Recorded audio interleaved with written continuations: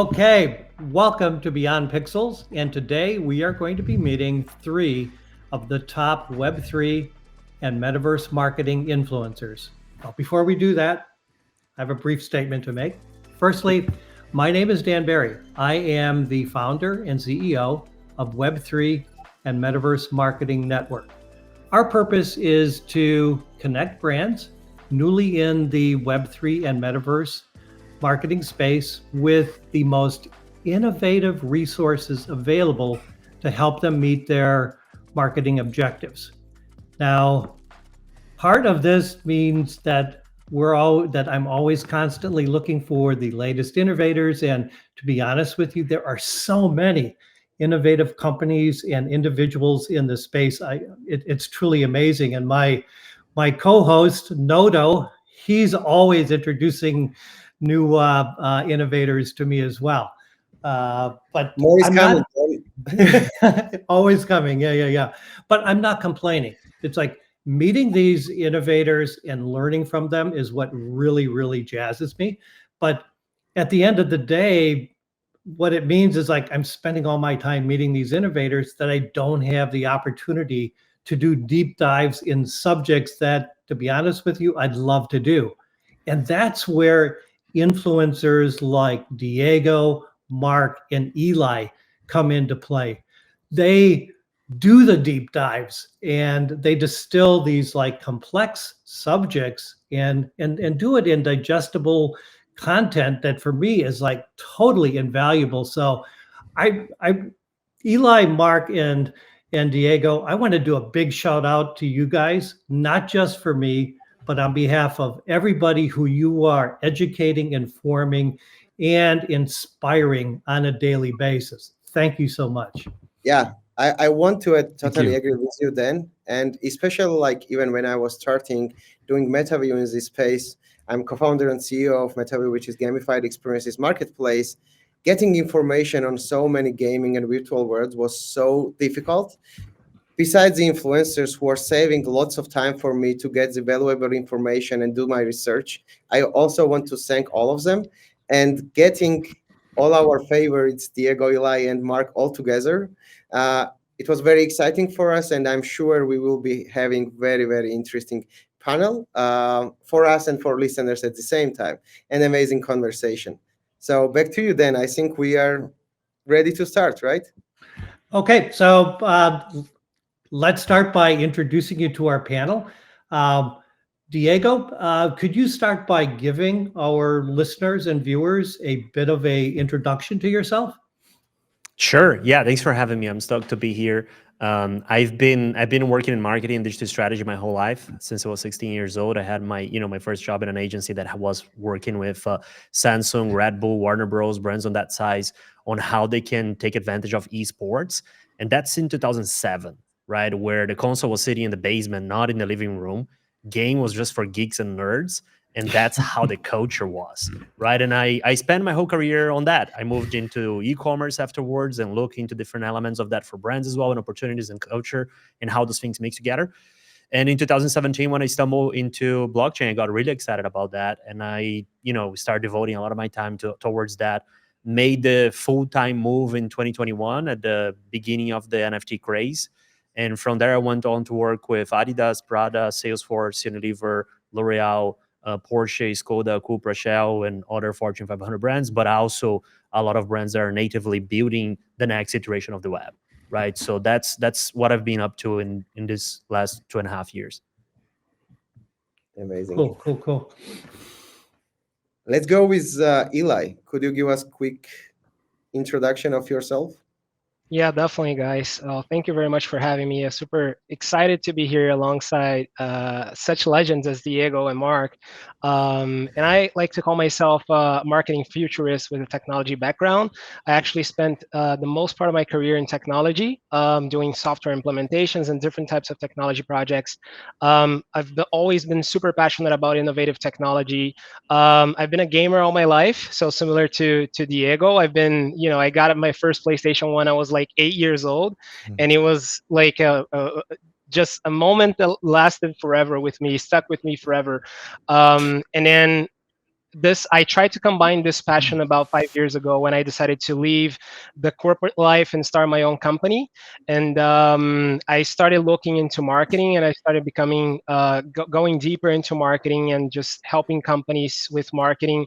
And then eventually, like, it was obvious to me that I wanted to blend everything that I was passionate about: gaming, marketing, and technology.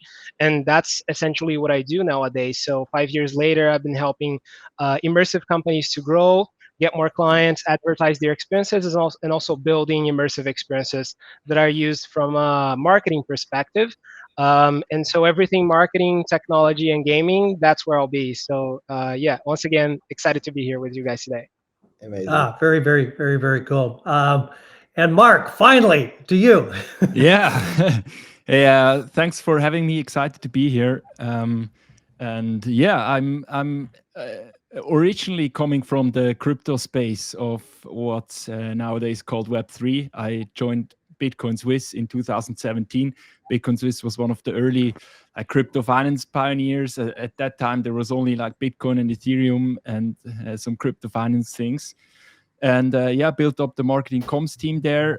Left Bitcoin Swiss end of 2022 after I was officially crypto pilled, and really was interested in how can this blockchain technology that excites so many of us and that kind of comes from those early days with Bitcoin and has like lots of history and lots of culture in it. How can that be used for consumer brands?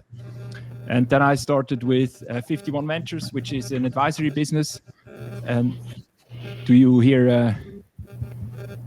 There's an echo coming from someone. Yeah. Yes. Strange sound, huh? There you go. Go on. Okay. Yeah, then I started with 51 Ventures, which is an advisory business, and dematerialized. And with dematerialized, I do lots of research and create insights on how consumer brands use that technology to grow their business. Wow, Yeah. that's amazing. And I'll lead to the next question, and we can start with you, Marc. It's very interesting, even for us and for listeners, like, which led you to becoming influencers, right? So how this happened, like how you enjoy it. So, and then we can follow up with other panelists. Yeah, of course. I didn't want to like become an influencer. That was never a goal of me. I just kind of I was looking at this market, and I thought that was at the time when ChatGPT came along, end of 2022, and I saw how such a kind of simple product got adopted by millions of users within weeks. Just because you could type something in and you get something back and you instantly get it. And whereas we in kind of Web3 and crypto, we're trying to explain this technology to people for years and why it's important and how you can use it. And in the end, you still felt like half of the room didn't understand it. And I felt like we need some kind of objective, data-driven approach to what's happening and explain that in a way that people who aren't like hanging out in those communities that we do understand. And that's how I started doing content and kind of, yeah, took it from there. But I had never the intention of kind of becoming an influencer. Very, very interesting. So you just wanted to share education, and then naturally happened, you became influencer, and lots of people are getting so many interesting information from you, especially us also. So what would you say, Diego? Wow. I was really deep in the trenches of Twitter, right? And I was going through everything, being in every single Discord you can imagine, have, read thousands of white papers, light papers, really like deep the rabbit hole of projects back in 2017 throughout the ICO boom, and then all the types of degen NFTs you can imagine, the alpha groups, all of that. And the more time I spend there, the more I realize how isolated that place is from reality, right? Because if you go out to touch some grass and you talk to normal people, they don't understand what you're talking about. So true, so true. And I was like, you know what? I want to translate this madness to the average Joe so they understand, so they are able to size the opportunity and see what we have seen, so we can take advantage of that together, so we can grow the industry, right? So if you look around, where would you go to do that? LinkedIn, because that's the only place that, you know, those people are at. And I started creating content almost on a daily basis back in September 2021, you know, and I was really coming to LinkedIn with a very clear proposition in mind, you know, throughout my career. And I think everybody here can resonate, and I'm sure the audience as well. Within business, what we always want to do is to fit in, right? Like, you don't want to be too much out there, especially on LinkedIn. LinkedIn is a platform that is very suited up. Everybody's making, you know, things up so they look good because it's connected to their jobs, which is connected to their livelihood and everything. And I've done that my whole life because I was fitting within the professional side of it, the career side of it. I come from agency side, from client side, and all of that, right? Big corps my whole life.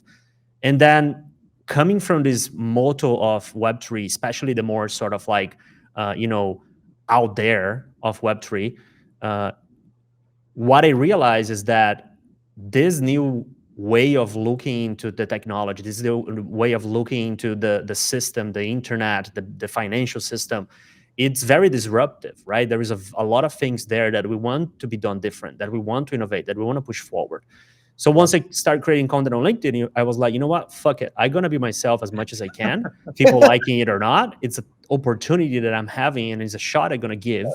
Because if I don't do that now, when do I going to start doing it? Right. And I start basically creating content the way I would like to see, you know, authentic content, the way I am. If you meet me surfing on the lineup, skateboarding, or hanging out, or on LinkedIn, or on panels, or at stage, I'm the same person. Right. So I wanted to bring that initially for myself, to free myself from those constraints, but also to start getting other people to realize that they can be like that too.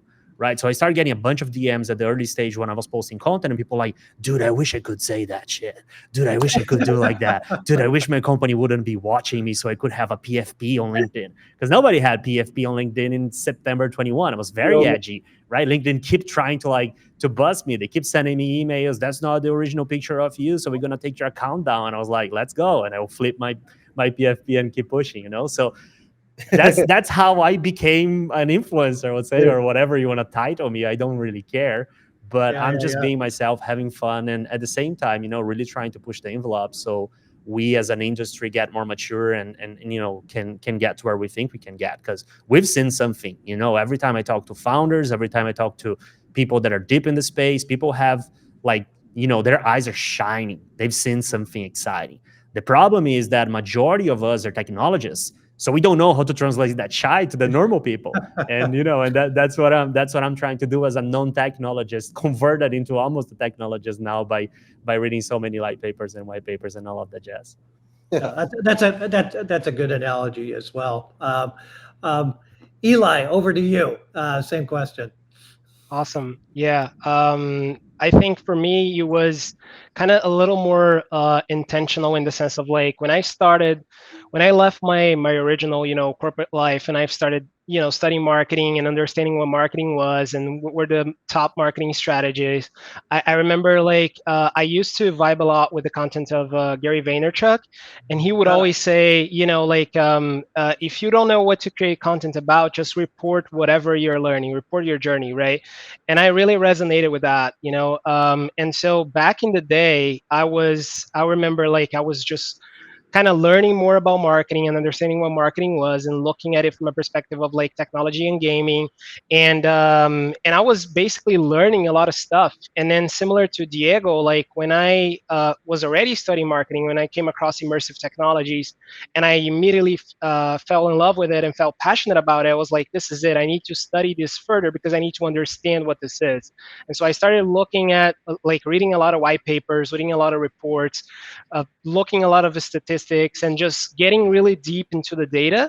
And so I started to realize that I was reading the same book as everyone else, but I was one page ahead. So I was like, all right, so, you know, this is the stuff that I'm learning. I need to share this, right? And so back in the day, when I was already creating content on LinkedIn as a way to increase my authority, I was creating a lot of content about traditional marketing, and it wasn't resonating with much people because I was just a beginner, right? And so I've started, like every now and then I would share something about metaverse, I would share something about immersive technology, and then it was funny, like all of my posts, like my marketing traditional posts, had like a couple of likes, like just a couple of people that I would ask them to like my post, right? I was like, guys, I just posted something. Can you go in there and share a like with me? And then in between those like flopped posts, I had like one post per week about metaverse and immersive technology that would go viral, right? So eventually I was like, all right, so maybe I need to focus my content more towards that. And so I naturally, like, I felt very happy about it because I was like, I love talking about this, right? So it's not just the traditional marketing stuff, right? This is something that I'm very passionate about and genuinely interested about. Yep. And so I've started creating more and more and more content. And the more that I created, the more it resonated with people and the more posts of mine went viral. So I was like, this is it, And essentially all that I've done so far is just reporting whatever I see that I think could be relevant to other people, right? So whatever I'm learning on a daily basis, whatever like alpha that I'm getting from like projects with clients, whatever like stuff that I'm learning in projects, whatever I'm learning with different clients, I'm always sharing that on my LinkedIn. And I don't even care if like, I'm going to share some like top secret strategy, within my posts. I don't even care. I'm just sharing whatever I'm learning. And I'm glad that it resonated with people, like I like Diego, similar to Diego, like I'm not sure if I like to call this influencer, whatever you want to call it. I'm just happy that people are learning something from me, right? From the time that I'm spending learning something that I'm passionate about. So yeah. Yeah, You know what? you guys are as much educators as you are influencers. So And what's cool about it is that you guys all enjoy what you do, right? So it's no corporation, nobody's like kind of pushing you to do the content. You just happily share whatever you find interesting in a way you would love to share. So that's amazing. And next question. So this kind of leads me to and Ely, you got into it a little bit, but what is and Marc, I'm gonna go to you for this. Like, what is your process for creating content? Like, how do you pick the topic? How do you decide like which format that you want to be presenting it in, et cetera? Really keen to hear your thoughts on that. I mean, to be honest with you, some of your reports, it's like it's so detailed. It's incredible. So quite curious to hear your comments on this. Yeah, also I think that connects to the last point. I think you really have to be passionate about those topics that you report on, because like creating content on a daily basis or on a weekly basis, high quality content is really a lot of work, and it needs a lot of dedication and consistency and without that, without like being genuinely passionate about a topic, you can't really do it, in my opinion. And I think natural curiosity is also the best tool to lead you to the topics that you want to report on. And if you're part of the community and part of the space, you kind of feel what's resonating with people, what's keeping them up at night. And if you're near to the pulse of the space, I think it makes it much easier to kind of determine what resonates, what are you reporting on, and what might interest other people as well. So an example, one of the probably most viral posts I did is a list of companies who entered Web3. And that's a very it's a very simple thing. It's just a list of companies who entered Web3.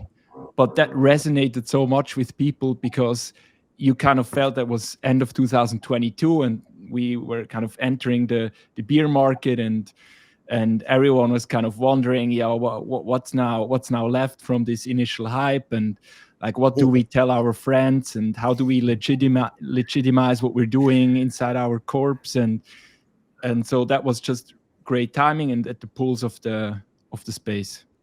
Yeah, I remember that. It's a really smart move. It's a really smart move because all those people are going to like corporate parties and they need to justify, why have you guys done that? And they're going to Christmas and they shield last Christmas Bitcoin at 69 grand. And now Mark came up with that content, so they come up on their pocket. Like, yeah, but look at that. Everybody else was doing that too. It's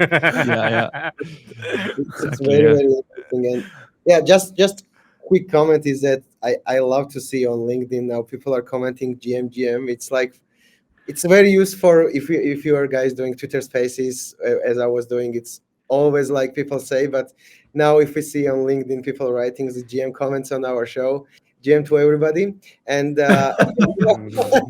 like what's also very interesting. Maybe Eli can answer this one, and then Diego, like how you guys find the information which you share is correct, and basically so it's also very important, right? Probably you are checking over because so many people are reading over what you are sharing. So does it taking too much time? How you do this process? Eli, we can be starting with you. Yeah, I think that's a good question. Like, I think it goes back to at least that's how I see it. Like, people are not expecting, or maybe the majority of people are not expecting you to be like 10 years ahead of everyone else. Yeah.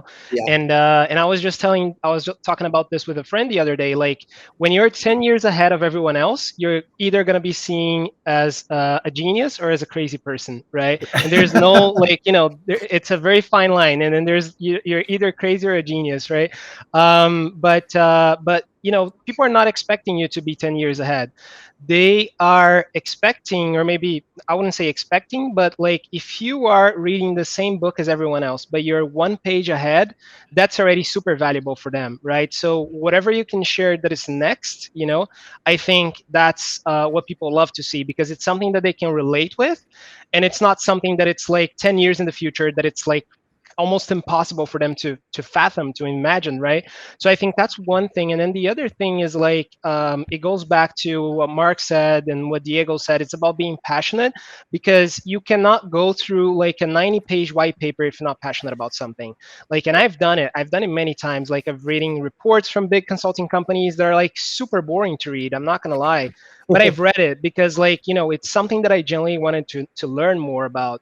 And then there's also like different ways of processing this information that you're reading, right? It's the reports, but it's also like the communities that you're in, the websites that you follow, the people that you follow, like everything that is happening within the industry, and then like finding different ways to process that. So for example, like one thing that is really hot right now is like people want to hear if you think that the Quest 3 is better than the Apple Vision Pro, because Mark did a video about it and he was saying how he believes his very unbiased comments about how the Quest 3 is better. And then people want to know, like, all right, so what do you think is better? Is it the Quest 3 or is it the Apple Vision Pro, and why? So it's like providing these hot takes and providing these answers to these discussions that everyone's been thinking about. So I think that's just one way that you can process whatever information you're consuming on the other end, right? So yep. But so real quick, Eli, do you think Mark should have done that post? I go back and forth whether I think he should have even done it. He's not watching the live, right, guys? Just kidding. He's watching everything, brother. Mark, I love you.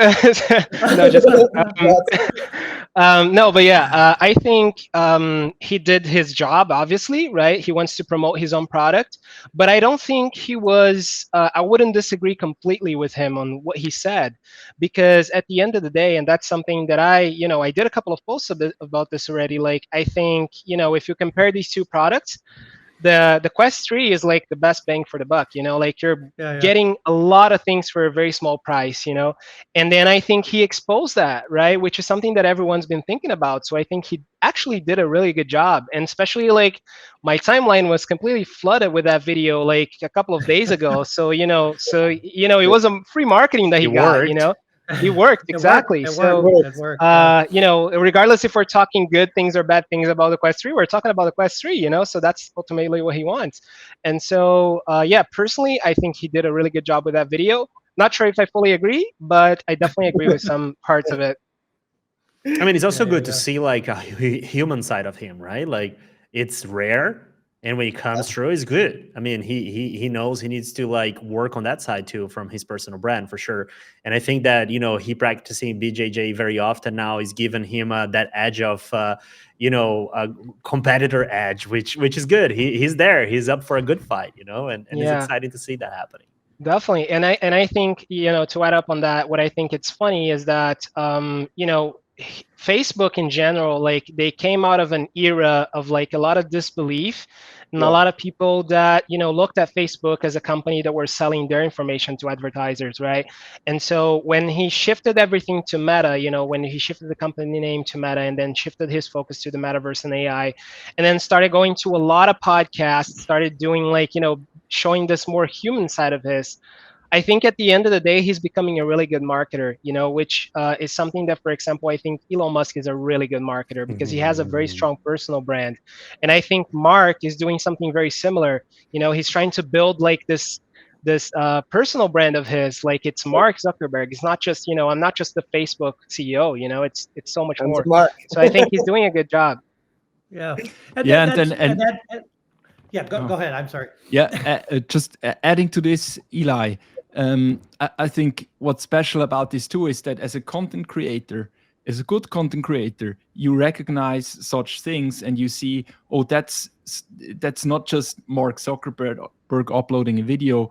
That's something like generally special that the CEO of one of the biggest tech companies sits in his living room, kind of talks about a competitor for 3 minutes, unedited practically, and like recognizing that and making something out of it is, I think, what good content creators do. That's a good point, and I'm going to switch over to you, and this is kind of like related to what we're talking about. So obviously engagement is really important, and what we're talking about with Mark in terms of what he just did is a really good example of engagement. But so Diego, what are some of the strategies that you use to let's say amplify engagement in terms of what you're doing? There is a golden rule, the pink rule, which I'm going to share first time. Very simple. Pink rule? Very simple. There are 3 things I do. Everything is based on that. The first thing, I just talk about what I have experience with. Okay. So, a lot of people are like, oh, what about AI? And one like, you think I'm blind? You think I'm not seeing it? But I won't talk about it because I haven't had enough experience yet. Right? So the Vision Pro, like, what is your take? I don't know. I haven't tried. So why should I be talking about it? Right? Like that's my personal perspective. I have Quest 3, so I can talk about that. Right? When I talk about loyalty, I consult and advise companies in the loyalty space. When I talk about fashion and digital clothing, I consult and worked with companies and launch projects. When I talk about the metaverse, I worked on projects on that. When I talk about the automotive industry taking advantage of Web3, I had 3 clients from the largest manufacturer in the planet in that industry that I helped them enter in that space, right? And so on and so on and so on. So that's my golden rule, and that's a personal take because that's how I feel comfortable. The second thing is that I'm always finding my angle into any of those topics, right? So like, what is my take? How do I really feel about it? What do I have to say, right? It's not about what I've read. It's not about a podcast I've listened or what that guy said is interesting. I can consume information, but then I make my point of view and put it out there because that's what's unique to me. If I don't put my unique point of view on that, then you can listen to anybody else, right? Because that's not going to matter. And then the third thing is taking, a big page of Elon's playbook. Who controls the memes controls the universe. And that's the universe I live in, like I'm a child of the internet. I'm a child of, when I would be at corporate world talking on Teams and I'll be the guy sending the gifts that makes everybody crack up in the middle of the meeting, right? I always done that. I've trained for the last 15 years on that, and that's how I communicate. I think on memes, a lot of times I'm hanging out with my friends and I drop a meme and they don't know. I need to pull out my phone. I have a folder with 500 plus memes that I need to explain them through. So that's who I am, and that's how I sort of like my process works, and And I think that the engagement, to your point, Dan, it's a byproduct of that, right? Like people find what I have to say valuable, therefore they want to engage with that and take a stab or put in their point of view or share their angle. And I think that that's the way you can build something organically and long lasting, because we all know that now, since Mr. Walsh has exploded on content creation and frameworks and all of that. You get all that incredible thing that he's done, and now you get a $20 a month ChatGPT, and you have a content creator. And now everybody on LinkedIn is a content creator, and everybody's copy pasta, right? So how do you differentiate? How do you humanize content by being yourself in a world where ChatGPT and all those toolings are the ones that are actually creating the content? Right. So that's a lot of what I try to do, because I'm here for the long term. I'm here for the next 20 years. I want to be part of this revolution. I want to be at the forefront of this revolution. I want to be, taking advantage of that. I want to bring people with me. I want to, show others what I have seen. And I don't think you can scale that unless you're really, really, really, really true to yourself. Yep. And I think if I can add up on that, two things that I think are also important. One, you kind of tapped into. I think it's also finding the right format, right? And in order to do that, you need to test. So you need to try different things until you figure out that this is the format that works really well for LinkedIn, for example, or for whatever social media you're creating content on. So I think that's a really important point. And I think one thing that I've learned throughout my kind of like content creation journey, if you can call it that, is that you should not be afraid of like the feedback that you're going to receive, because a lot of people are not going to agree with you, and then some of them are going to be super aggressive about their perspectives regarding what you wrote, right? Because at the end of the day, as Diego said, and I completely agree, like you have to bring your genuine opinion and just bringing your perspective and your angle into these discussions, and a lot of people are not going to agree with you, and then some of these people are going to be super aggressive about how they feel about what you wrote, right? So you cannot be afraid of that, because at the end of the day, like you're just sharing your opinion. You're not imposing anything. So it's like you can agree with me or not, and that's basically it. Like you don't have to hate on people, but some people are going to hate on you, right? So I think that's also important. Like engagement comes with this, it's one of the consequences of engagement, right? So here's the interesting thing you just said, Ely, and I fully sign under. I don't wish that ever happened, but I've seen it happening in smaller scales. But I think that what you just said is the way we are moving within TikTok and Twitter and so on, and is getting to LinkedIn too. People getting canceled, right? Like it's wild that that's getting to LinkedIn, for example. And I personally have experienced that, right? So I've never spoken about that publicly. So again, that's the second exclusive break news you guys can feature. Which, like you guys might have seen, obviously, back on the day when, the Porsche initiative happened and the NFTs and that whole thing. Like, I got fucking teared down in public plaza because of that, and I wouldn't expect that to happen on a platform like LinkedIn.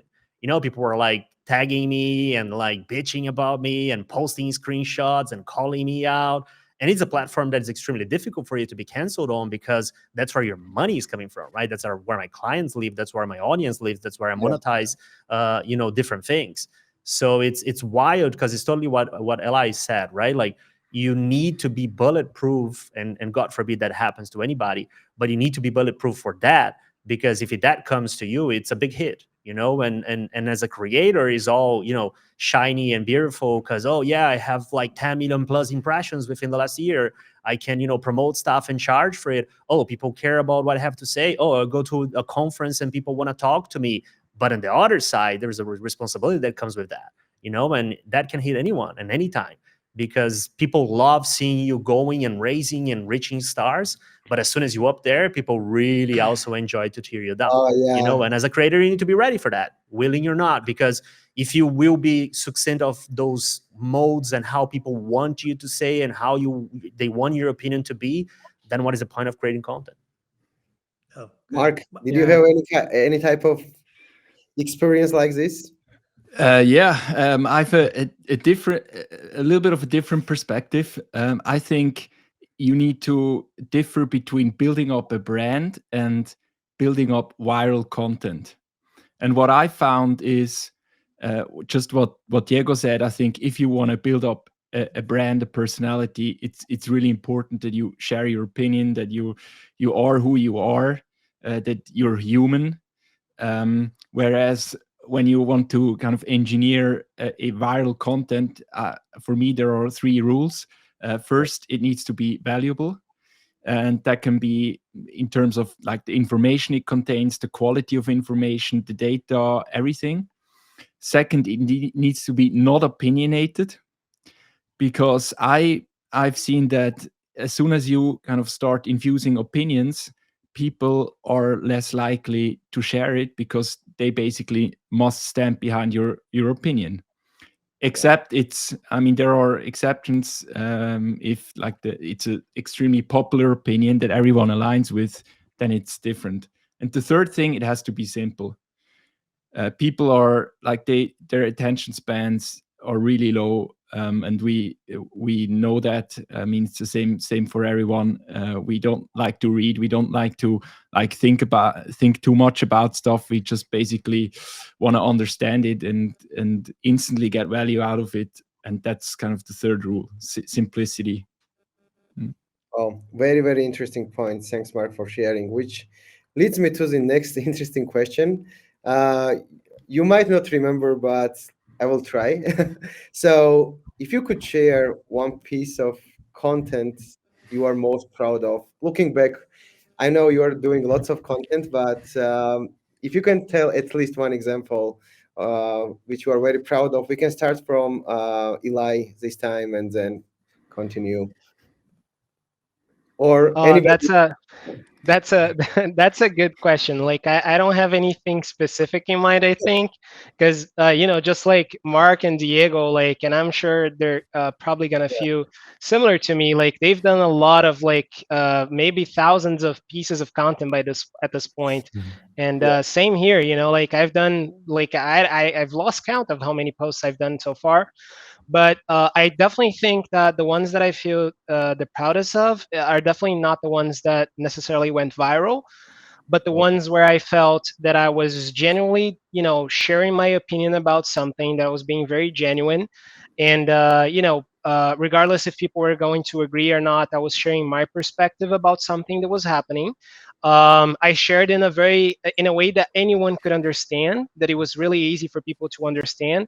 And then I felt that this opinion of mine had an impact on other people, right? I think that's what makes me the most, like it makes me feel fulfilled regarding content creation, is when I see that I wrote something and then somewhere else, or from a different person, I hear something that is related to a piece of content that I created, right? So they approach me and say, like, oh, I hear this and heard, for example, like the other day I created a piece of content on LinkedIn, and I don't remember exactly what was the topic, but then like I used a lot of Facebook, for example, and then I went into like metaverse communities into Facebook, and there were a lot of people sharing my post but without using my picture into these communities. So I was like, all right, so there's something right about this content, right? Because people are sharing it in places outside of LinkedIn. And I've seen it happen many times. And whenever I do that, I think I've done a good job, but only if I'm adding some sort of value. Like it's either like something that I sat down to, like I don't do like very deep reports like Mark, but I create graphics, I create certain stuff that I take time to create, and then I've seen this thing in other places. So I think that for me, it's what I feel the proudest of. But I don't have like one specific post that I can think of, unfortunately. Yeah, we got a comment from somebody who says the content I have been the proudest of has often performed the worst. And I'm guessing with with all of you guys that there's probably content that you are like, oh, this is kick-ass. This is really, really good. And then you post something and it just goes viral as hell, right? And it's like, how did that happen? So I'd be kind of curious, and Mark, going to you, it's like, okay, kind of extending the question that Nodo just asked, like maybe what's like a piece that you're like really, really happy and proud of, and then what's something that just went super viral that maybe surprised you? Yeah, also I definitely agree with that. I would say the time you put into something usually correlates with the performance of the content, but it doesn't correlate with the passion. I mean, if you're, so some things you feel really passionate about, and then like very little people care. I mean, a recent example is we just released the Kiki World case study, which received like much less engagement than other case studies that we did. Whereas I think, by the way, I really like that. That was really quite cool. So I was one of the ones who responded. So yeah, but I mean, that's just like a theory at this point. I think people care about big brands, they care about big names, and as soon as they don't know it generates less engagement. And yeah, that's a great example of a study that generated a lot of engagement because people can relate. Everyone knows Starbucks, and the post contained a lot of numbers, and numbers are always interesting. Yeah, this was it. I remember the times in every conference, everybody was talking about the Starbucks case study back in early 2022. There was only a couple brands you can talk about, and everybody was bringing the same cases like Nike Land, Starbucks loyalty program, and a couple others. So good one. We're early. We're early. Yeah, what you would say, like any? Yeah, you guys already gave me some time to prep, so I'll put some tabs up. That's the good thing of being the last one. Ely was like, "Oh, what am I gonna do?" They put me on the spot there, man. I couldn't, couldn't do further research here. But all right, I'm good. You know what I used to do when I was at school? Like when the teacher would come to like check homework, she would start from like one corner of the room, which usually would be the corner that I am at. So I would go all the way to the other corner of the room, sit at the back of it, and just like go and do my homework till she gets to me. So that's exactly what I did right now. So you've been in training for a long time then, right? Exactly. This is no coincidence, sir. This is all training. It's been in the works for many years. First one, the one that I'm the most proud. It's a series I've been doing for a couple of years now. It's the Let's Fucking Grow, right? So I don't know if you guys ever seen that, but are you guys seeing it? Because I'm not. I'm sharing screen. No. I will ask our executive producer Tina to accept. There you go. All right. That's there we it. Go. Thanks, Tina. So that's it, right? So here the spiel is super simple, right? Like either you hiring or you want to get hired, use my LinkedIn for that, right? And this came out of a lot of people reaching out on DMs, like, do you know people that I can hire that do that? Or on the other side, I'm looking for a job. Do you know what to do? I was like, you know what, guys, talked directly, right? Like I don't want to be the middleman here. So I put this out like couple times. Again, right, it's not like the most viral or the most engaged piece of content or whatever, but why is the one I'm the most proud of is because I received a bunch of messages afterwards of people telling me I actually got a job because of that, which is bananas, right? And that's the power that comes with quote unquote influence when used for good. And I'm not, giving like the Obama meme, right? Giving me myself a own medal. That's not what I'm doing here. I just want to like create awareness of how powerful those things are. And it's not because I have like 40,000 followers or whatever, who cares, right? Like anyone can start such a trend. And that's what LinkedIn is for, right? So it was super exciting. And I still did a couple more times and I got the same response of people either telling me, oh, I hired that person, you tagged on the comments because, they kick asses, blah, blah, blah, super cool. Or on the other side, people that got hired because of that. And we forget that in its essence, LinkedIn is for people that are looking for jobs and people that are hiring. That's why they created the platform. And now it's becoming a bigger and bigger and more compelling thing, but it all comes down to that. I've seen Marc already sharing a lot of times like jobs on the space, right? And they tend to perform really well as a piece of content because that's the piece, that's the nature of the platform per se, right? So this is something I'm really excited, and I would love everybody else to, you know, copy, change, modify, do the same, whatever. It's just really cool, especially within in our industry, which is so volatile, that, you know, we can help other people to figure this out. And now the other one, which is totally the opposite, is just a meme. I put a meme of this guy talking about, you know, the actual reality. Which is really funny because, you know, it's very different than what I'm preaching and the industry we are in. And that's what was a you know, a couple months ago. And when bananas was my first post that went over, you know, had 2 million plus impressions. The body was sharing almost 1,000 reposts on it, which is crazy. Still going, still people reposting there from time to time. I still commenting on it. So it's just funny because it's exactly what you said, right? When you think from a ideology perspective, from a, you know, a fundament perspective, the first one is what you want to go bananas, so there is more, you know, actual impact on people's life positively. But then something like the second one is the one that actually go bananas, and you know, for me is just fun. And I guess that's where the entertainment aspect kind of like enters the picture, right? So it's like we're not only are we providing information, education, but the education, the entertainment aspect becomes quite important. Marc, over to you. You haven't shared. Diego, did you have any other ones, or you're good? No, those were the two. Yeah, if you ask for a third one, then I'm gonna need to improvise. So what? We may come back to you on that. So Marc, besides the like Starbucks, would you like to add some specific like? I personally love the ones you were posting about the jobs companies are looking for in Web3 because it also shows which companies are getting ready to enter the space, right? So this was like, my favorite from Marc, just to say, but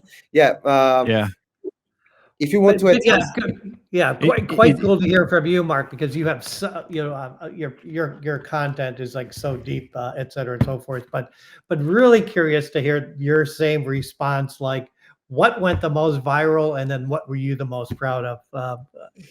Excited to hear your answer to this. The most viral was definitely that list of companies who entered Web3. I think that was the most, but I'm not the most proud of it because it's just a simple list. But I think what Ely pointed to before is what's really fulfilling is when you're at the pulse of what I said before, at the pulse of the space, and you kind of you think or you recognize something that people really resonate with, and that post about Web3 companies entering the space, I think that was such a post. I also did one on what's the state of Web3, and I think that was also at the end of the beer market or at the beginning of the beer market, where kind of everyone felt, we did cool stuff, but actually the UX isn't there, and lots of things aren't working. And I think many people resonated with that finally kind of someone says that and everyone thinks it. And those are kind of the moments that are quite fulfilling as a creator. Oh, thanks for sharing. And this time I will be going hard on Diego, not doing time. And looking forward to this year, right? Still, we are in mid-February, so year just started.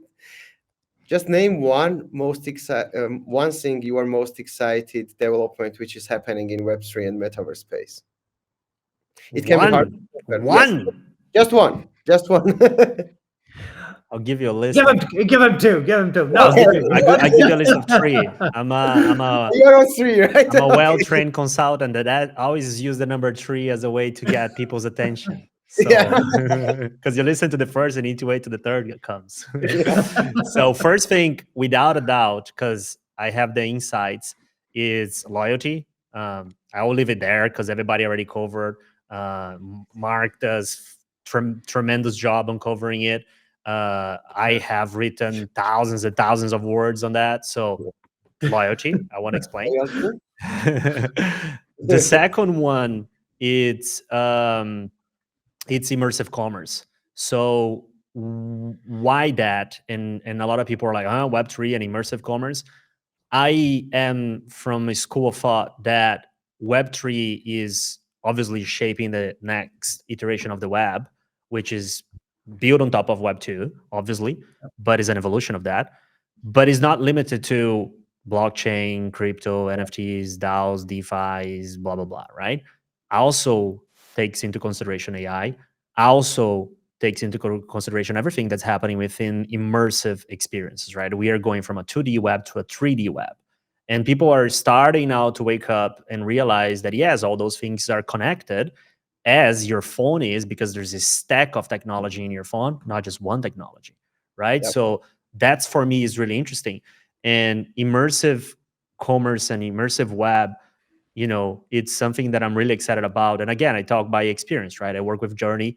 They're a fantastic company building a lot of immersive commerce capabilities, and I have seen crazy KPIs already within that space that really makes me bullish, right? So I come from a e-commerce background from Adidas, which I worked for 4 years, and in a normal product landing page or product listing page on an e-commerce company like Adidas, you have a bounce rate of 5 to 8 seconds.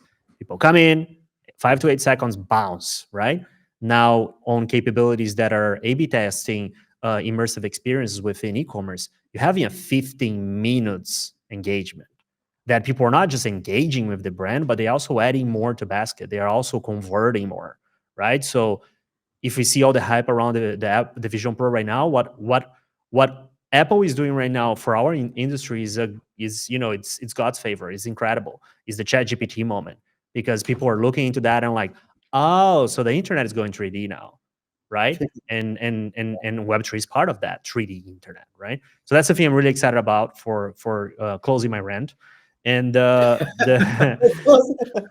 third thing, it's not as sexy, Okay. but it's of tremendous value, which I'm really deep in right now. I have 2 clients in that industry, and I'm trying to learn as much as I can. As Ely said, everybody's reading the book, but who's going to be one page ahead, which is RWAs, right? Real world assets. It's bananas. I invested on those guys, 9DCC, which is doing that from a clothing perspective. So I'm an angel investor there. I put my money where my mouth is. But I'm also working with companies that are building that stuff, right? For like real estate, for luxury goods and different things. So I'm really excited about that, especially with the ETF, Bitcoin ETF right now, which is opening up the gates of regulation and bigger understanding on assets and so on. And the possibilities and implications of that industry is tremendous. So I'm really excited about those 3. Those are 3. I love them. I love them. Good Those ones. are Very 3 good huge ones. ones. So Ely, over to you. Same question. Amazing. Yeah, I love Diego's answer as well, especially immersive commerce. So Yes. I think, for me, something that I think Diego said a little earlier in the conversation, like I like to look at immersive, right? So I understand that, I love AI, I love NFTs, I love all the other stuff that we talk about, but my focus is immersive and everything within immersive, right? So that's what I'm looking at. And I think there's 2 major transformations that I'm super excited about. I think one is the transformation of experiences, and the other one is the transformation of consumer behavior. I think those 2 things are going to massively shift like most of the things that we know in the next few years. I think, with the arrival of the Vision Pro and just different devices, I think these things, in essence, that's what's going to be happening, the transformation of experiences. So I'm definitely excited about that. I think, the way that we interact with the world, like I think it's going to change a lot in the upcoming years, with the arrival of these devices, with new technology, new apps coming out. And then Diego, for example, mentioned immersive commerce. It's not just immersive commerce. If you take a look at Roblox, for example, when you compare traditional marketing campaign with like a Roblox marketing campaign of like an activation created by a brand within Roblox for marketing purposes, the difference between the metrics are like insane. Like a marketer, I don't know, like 5 years ago would kill for a person that stays within a branded marketing activation for the time that they're spending in Roblox right now. So if you look at, for example, like I really love Van's World on Roblox because it's really fun. So it is the opportunity of you having a kid or maybe a teenager spending like 30 minutes to 1 hour interacting with your brand. So that's crazy. That's something that a marketer would dream about 5 years ago. So I think, or maybe even 10 years ago, maybe even more. So I think, this is an example of like these two things together: the transformation of how we experience things and the transformation of what the consumer wants and what they're looking at. And I think, regarding specifically transformation of consumer behavior, consumers are going to they're going to demand different ways to interact with brands, and they're going to demand different behaviors from brands as well. So it's not uncommon for us to see, for example, Lacoste launched last year their NFT collection, but at the end of the day, the whole purpose of it was to find people that are able or maybe willing to co-create the future of the brand with Lacoste. And I think that's where we're heading, like more customer centric behavior from brands. Back in the day, it used to be all about what the brand wants, and there basically wasn't a space for the consumers to share what they were thinking of. And nowadays, it's the complete. I think we're heading towards the complete opposite. I think brands are going to care a lot about what the people want to say about them. So it's this consumer-centric behavior, and also like the way that we're going to be interacting with brands is completely transforming. So it's not just spatial computing; it's also NFTs. It's also like all of the other technologies that we see out there. It's this, putting all of these things together, and it is what's going to be. And I don't think it's going to be necessarily about it's going to be augmented reality. Oh, it's no, it's going to be this specific technology. I think it's going to be all of these things together, and this entire transformation that is going to happen. Amazing. And very quickly, Preach, sir, preach. Yeah. Before we go, I could say the same thing about you, Diego, and about Marc as well. So, Marc, could you give us your one, two. 2, or 3 as well? Yeah, I have two. Okay. Okay. So the So first Diego, one is, you own the 3. the first one is, at the moment I see the Web3 consumer space in 4 different verticals, and we've mentioned 3 now. The first one is tokenization and digitals. The second one is loyalty and rewards. The third one is community and immersive commerce, and the fourth one is data and insights. And what I'm really excited about is the first brands who combine all those verticals into a coherent one campaign that spans across platforms, has digital elements in it, has a loyalty element in it, has a community attached to it, and also generates data and insights that they then use to improve the product. I think that's what we're going to see this year in much larger scale. I totally agree with you, because before that, all of this were so much fragmented. Like some companies were doing only small part, and even as a marketer or company or even marketing manager, it was so difficult to try everything in one place. But now we see more and more solutions coming in, which will help even brands to unify all of this in at least 2 different places. Or like right now, you have to work with like 10 different companies to do all of this, right? So very excited what is coming. So and I mean, we've seen some great example. Lacoste is doing a great job. We've seen recent activations from Hilton with Flaunt loyalty, connecting it to real things like this will come. And the second thing is, I hope we'll see the first mass consumer application that's based on Web3 tech, like Forecaster. I'm not sure if Forecaster is the one, but I hope it will come this year. It's a step forward for sure. Let's see. They're leading. They're leading. They're one of the leading horses in the race right now. That's 100% sure. So well, we also been desperate too, right? So we need that so bad. That's exactly what I was.